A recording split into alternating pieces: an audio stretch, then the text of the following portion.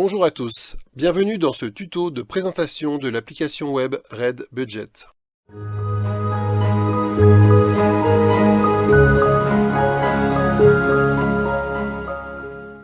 Red Budget est une application conçue pour simuler votre budget et vous donner une idée claire de la progression de votre capital à court ou à long terme.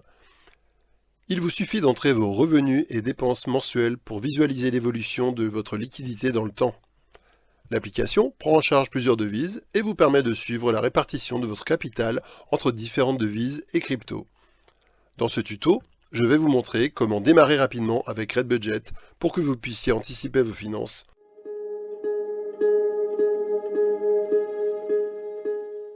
Dans ce tutoriel, nous allons apprendre à créer et configurer une simulation, saisir des opérations, analyser les résultats, ajouter le scénario d'une nouvelle dépense et enfin, utilisation de différentes devises. Commençons par créer une nouvelle simulation. Celle-ci ira jusqu'à la fin de l'année 2006, c'est-à-dire décembre. Nous travaillerons en euros. Enregistrer. Voilà, la simulation est créée. Je peux continuer. Et je vais directement arriver dans l'assistant de saisie. Ici, je peux saisir mes revenus, mes dépenses, le solde de mon compte et ajouter éventuellement là où les cryptos que je possède. Je vais travailler en euros. Mon compte bancaire, je sais qu'il contient 1234 euros. Et je sais que je possède quelques cryptos.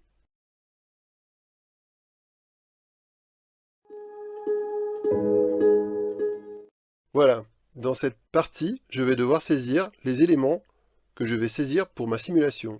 Ici, mon salaire. Pas de pension, pas d'allocation, pas d'enfant. On va éviter trop de saisies pour simplifier la présentation.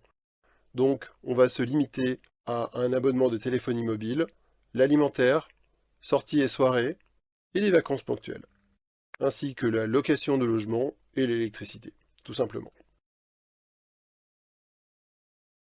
Voilà, je vais maintenant saisir simplement les montants de chaque opération que je souhaite enregistrer dans ma simulation. Ici, mon salaire, je le saisis, 2 950 € chaque mois, enregistré. À la suite de ça, l'abonnement téléphone. Je sais que je paye 32 € chaque mois, tous les mois. Très bien. Budget alimentaire. Disons 300 € chaque mois. Sorties et soirées. Vacances et voyages. Alors là, c'est pas tous les mois, évidemment. Donc tous les 12 mois, on peut dire que, par exemple, les vacances, je vais changer ici l'intitulé, les vacances d'été me coûtent 2000 € chaque mois de juin.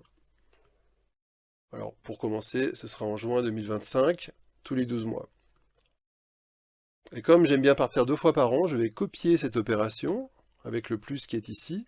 Et là, je vais juste saisir vacances automne.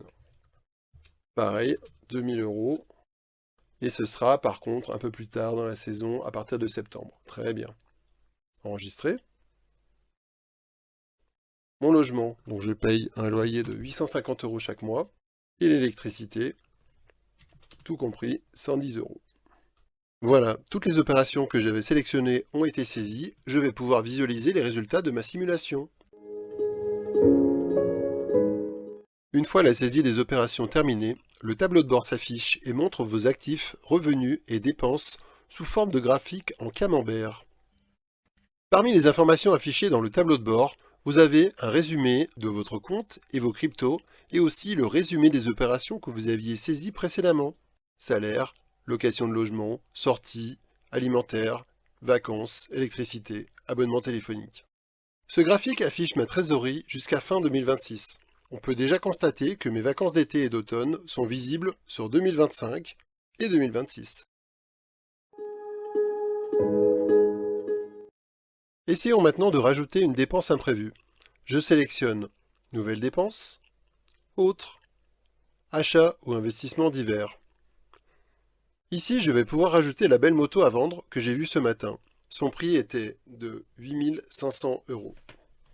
Moto, 8500 €. Avril 2025, pas de problème. Enregistré.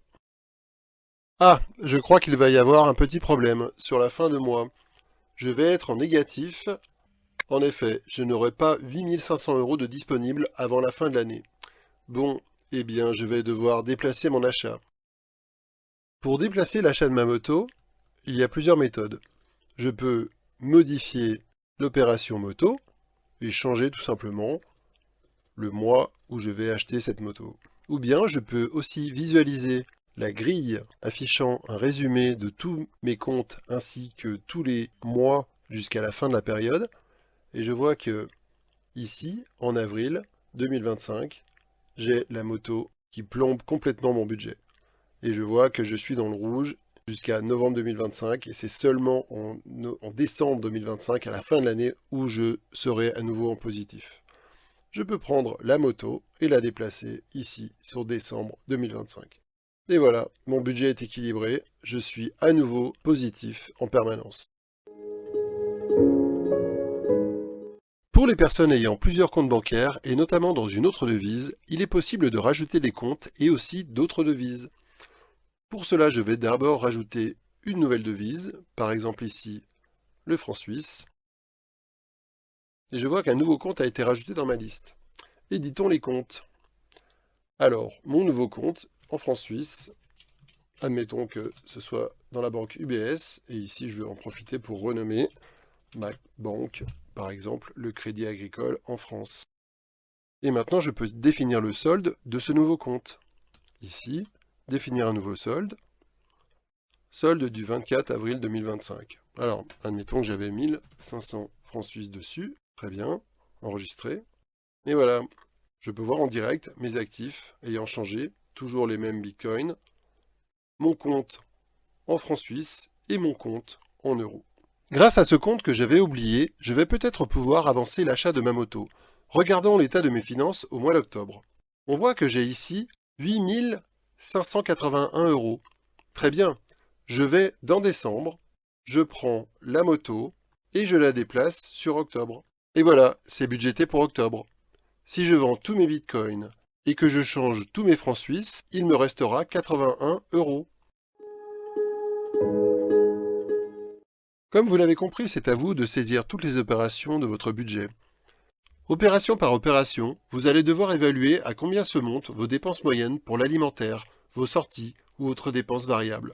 À la suite de quoi, vous devrez aussi rechercher les montants de vos factures fixes comme vos assurances ou divers abonnements bus ou chaînes télé. Cette application ne se connectera pas à vos comptes bancaires pour éplucher toutes vos transactions et achats. C'est à vous qu'il revient de saisir ces informations.